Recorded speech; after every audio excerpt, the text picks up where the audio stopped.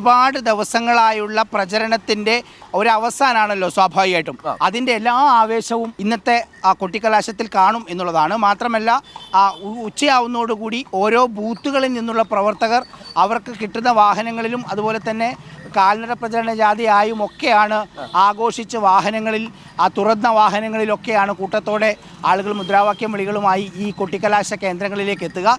ഇവിടെ പേരൂർക്കട എന്ന് പറയുന്നത് ഒരൊറ്റ കേന്ദ്രമല്ലാരും എല്ലാ നിയമസഭാ മണ്ഡലങ്ങളുടെ കേന്ദ്രങ്ങളിലും ഓരോ കൊട്ടിക്കലാശങ്ങളുണ്ട്. സ്വാഭാവികമായും നമ്മൾ നഗരം എന്ന രീതിയിൽ നമ്മൾ പേരൂർക്കടയാണ്. അത്രയും വലിയ വിഷ്വൽസ് കിട്ടും. എല്ലാ സ്ഥലങ്ങളിലും ഉണ്ട്. വടകരയും ഇന്ന് ഗംഭീരമായിരിക്കും. പരമാവധി പാർട്ടി മെഷീനറി ഉപയോഗിച്ചുകൊണ്ട് ഏറ്റവും ഗംഭീരമാവുന്ന കൊട്ടിക്കലാശങ്ങളുള്ള സ്ഥലങ്ങളിൽ ഒന്ന് തിരുവനന്തപുരമാണ്, മറ്റൊന്ന് ആറ്റിങ്ങലാണ്, മറ്റൊന്ന് തീർച്ചയായും കൊല്ലത്തുണ്ടാവും.